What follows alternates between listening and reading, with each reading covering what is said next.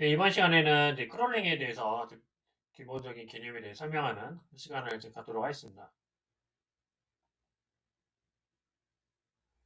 네, 먼저 우리가 API 크롤링이라고 하면은 먼저 이제 소프트웨어 개발자가 어플리케이션을 구축을 하는데 사용하는 그 프로토콜, 루틴 및 도구의 집합을 우리가 이제 API라고 합니다.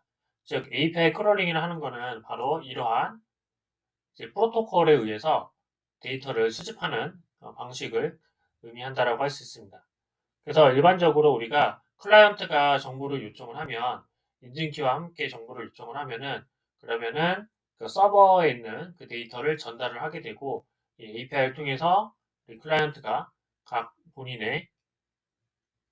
그 본인의 이제 컴퓨터로 데이터를 이제 다운로드 받는다라고 생각을 하면 됩니다.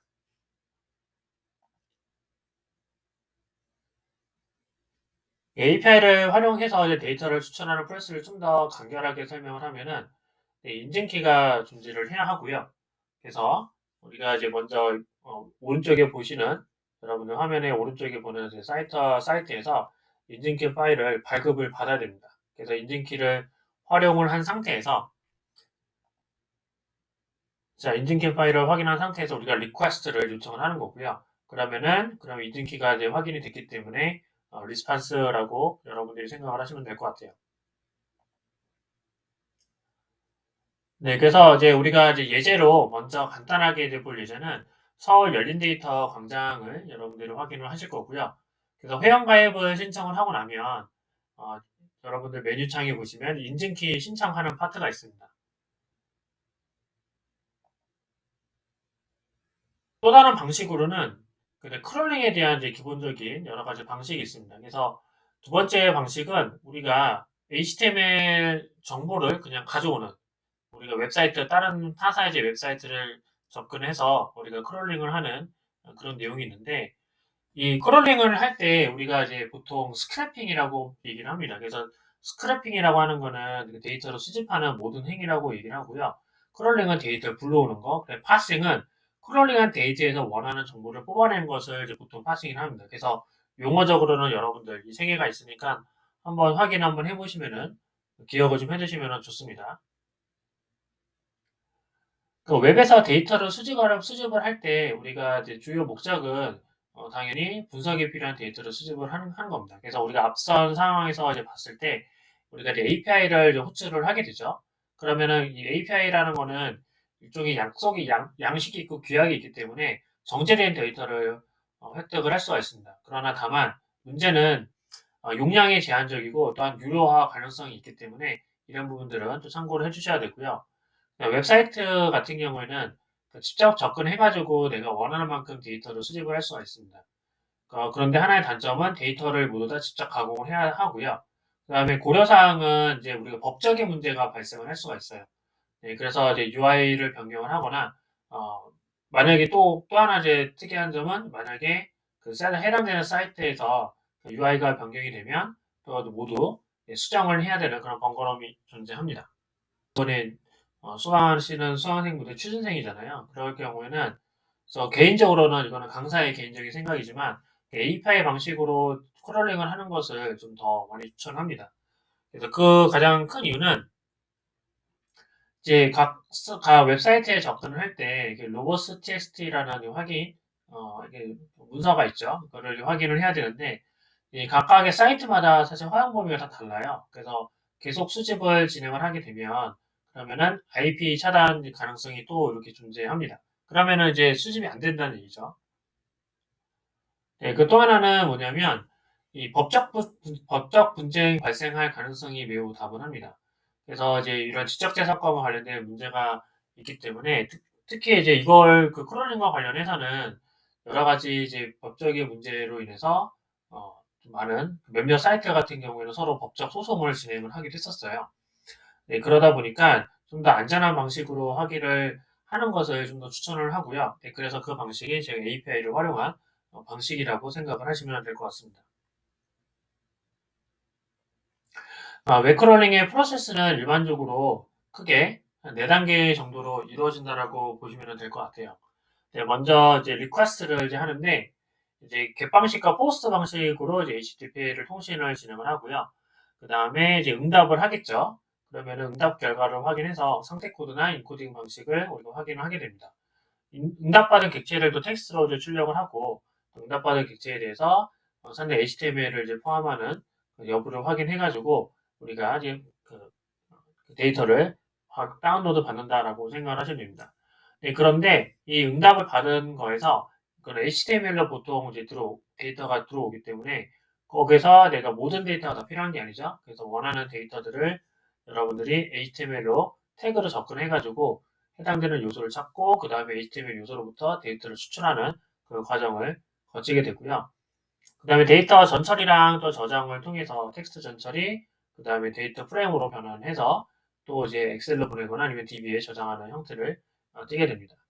그래서 주요한 파이썬 라이브러리는 오른쪽에 이렇게 작성을 해놨어요. 그래서 request, selenium, scrappy, bulbsp 이런 여러 가지 기본적인 라이브러리도 있으니까 그래서 이런 라이브러리들은 여러분들이 한번 확인을 한번 해보시면 좋을 것 같습니다. 그 외에 이제 크롤링을 할 때는 여러 가지 크게 한 4가지 정도의 검토 사항이 좀 있는데 먼저 이제 크롬 개발자 도구를 여러분들이 당연히 확인을 하셔야 되고요. 그다음에 문자를 처리하려고 그러면은 이제 정규 표현식에 대해서 또 이제 숙지를 해야 됩니다. 그리고 API 분석, 인코딩 이슈 이런 4가지 정도를 여러분들이 고려를 해야 한다라고 생각을 하시면 될 것 같습니다. 정규 표현식은 이제 주요 여러 가지 메타 문자가 존재합니다. 그래서 이거는 간단한 예시이고요. 각각의 정규 표현식을 작성을 해서 우리가 특정한 데이터들을 수집을 할 때, 추출할 때 이 정규 표현식을 통해서 가져오게 됩니다. 이 패턴을 이제 물론 발견하는 게 좀 중요하겠죠. 그래, 크롤링을 그래서 설계한다는 거는 크게 각 처리마다 크게 4가지의 공정이 있다라고 보시면 되고요. 수집, 분석, 추출, 가공, 저장. 그래서 분석이라고 하는 거는 웹사이트의 구조랑 그 다음에 그 파싱, 어떤 식으로 데이터를 가져올 건지, 가져오지 말아야 될 데이터는 뭔지를 이제 파악하는 단계다라고 보시면 될 것 같아요.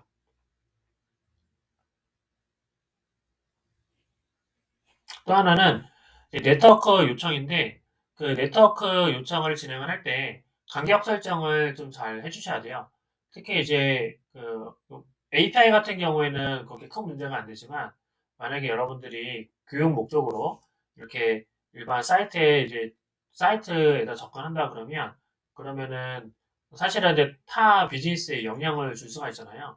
네, 그러다 보니까 1초에 여러 번을 요청하기보다는 조금 타임아웃을 설정을 좀 진행을 해서 그래서 이제 여러분들이 조금 더 이제 그 해당 사이트에 이제 우리가 부하를 주지 않는 선에서 여러분들이 하는 것을 추천을 합니다.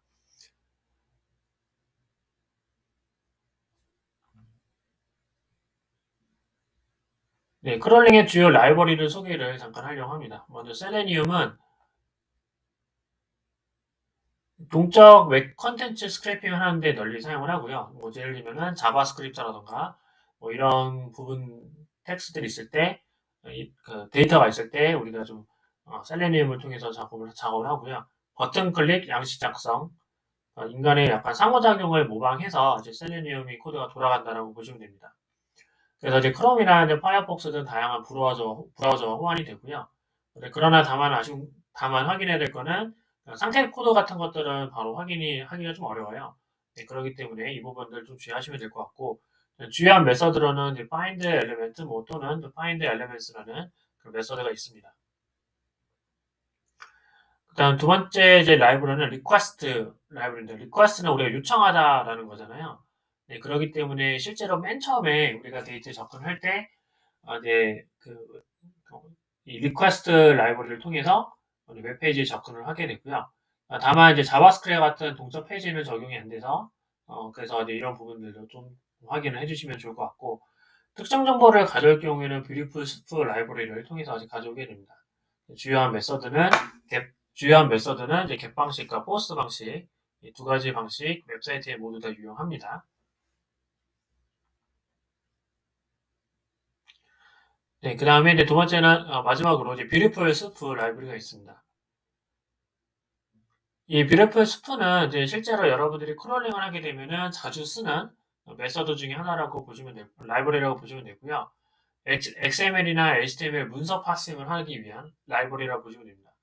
그래서 편리함이 가장 큰 장점이고, 앞서 소개했던 리퀘스트 라이브러리와 거의 같이 사용이 된다. 세트로 이제 사용이 된다라고 보시면 됩니다. 그래서 주요 메서드는 finder이나 getText 이 두 가지를 사용을 해서 프롤링을 진행을 하게 됩니다.